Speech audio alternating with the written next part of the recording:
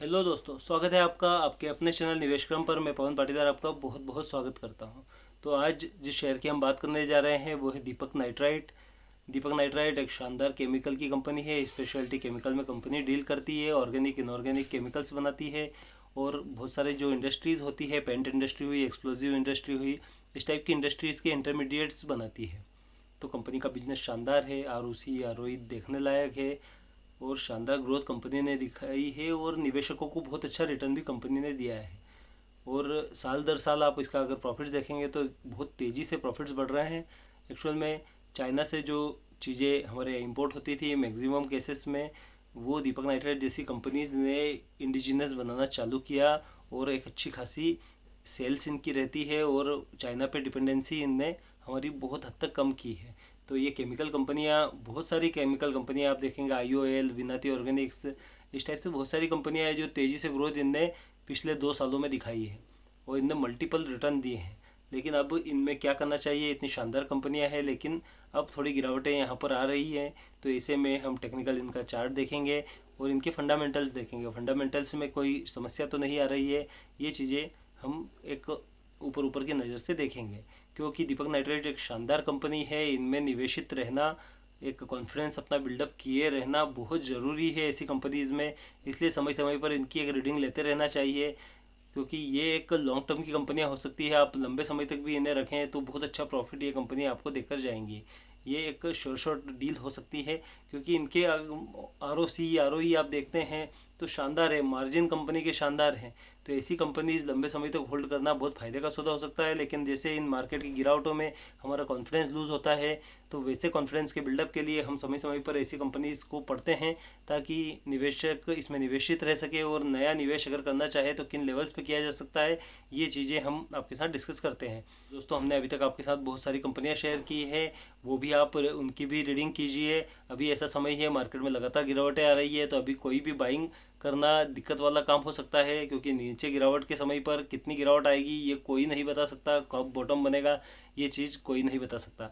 लेकिन अभी स्टडी का टाइम है, आप उन वीडियोस को देखिए, उन कंपनीज की भी स्टडी कीजिए और एक ऐसी तैयारी कर लीजिए कि जैसे ही मार्केट में सेंटिमेंट में सुधार आता है और थोड़ा सा तेज़ी आती है, तब हमें कौन से शेयर्स बाई करना चाहिए वो आप यहाँ से सिलेक्ट कर सकते हैं।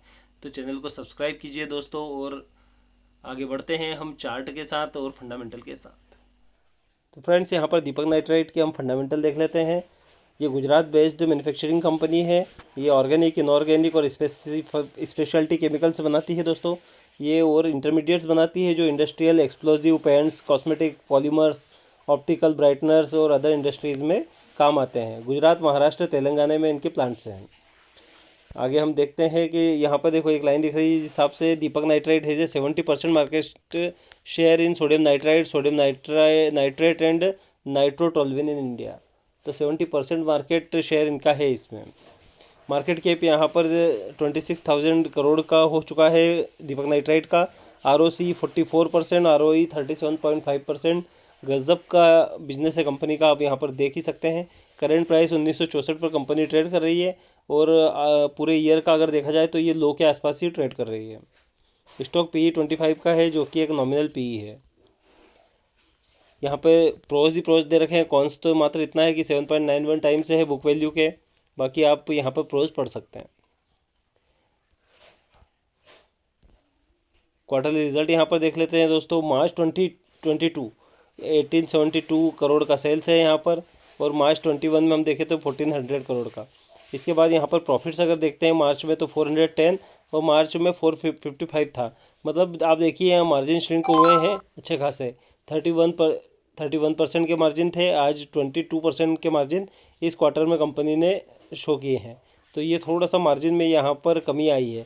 लेकिन दिसंबर में या सितंबर या जून में तीनों क्वार्टर्स में रिजल्ट अच्छे रहे हैं और ग्रोथ हुई है। यहाँ पे प्रॉफिट एंड लॉस हम देख लेते हैं।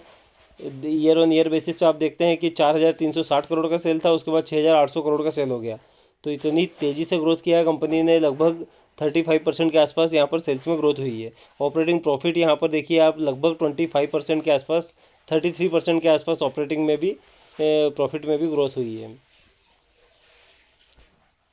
बैलेंस शीट हम देखते हैं तो 27 कैपिटल बना हुआ है। रिजर्व आप देखिए, रिजर्व कंपनी के पास बढ़ता ही जा रहा है साल दर साल। यहाँ पर देखिए 3 साल में कंपनी के पास 3 गुना रिजर्व हो चुका है, और यहाँ पर डेट आप देखिए 1/3 हो चुका है।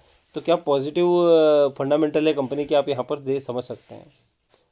यहाँ पर रेशोज़ हम देखते हैं, मार्च 2022 में डेटर डेज में कुछ कमी आई है, इन्वेंट्री डेज में अच्छी खासी कमी आई है, डेज पेबल में बहुत तेज़ी से कमी आई है, और यहाँ पर कैश कन्वर्जन साइकिल में भी थोड़ी सी ग्रोथ हुई है, और वर्किंग कैपिटल डेज में थोड़ी ग्रोथ हुई है। और आरओसी आप देख सकते हैं साल दर साल के बेस पर अगर देखा जाए तो इस साल आरओसी में भी ग्रोथ हुई है। शेयर होल्डिंग पैटर्न हम देखते हैं, शेयर होल्डिंग पैटर्न प्रमोटर का सेम होल्डिंग बना हुआ है। एफआईआई ने थोड़ी सी कमी की है, लगभग 1.5% के आसपास, और डीआईआई सेम बना हुआ है, और पब्लिक ने थोड़ी सी बढ़ोतरी की है। यहाँ पर दीपक नाइट्राइट के टेक्निकल हम देख लेते हैं। जून 2021 लगभग 1 साल पहले इसका जो लेवल था वो था 1797 1800 के आसपास के लेवल पर कंपनी थी। इसके बाद कंपनी ने तेज़ी से ग्रोथ की शेयर के प्राइस ने, उसके बाद 3000 के आसपास शेयर ट्रेड करने लगा।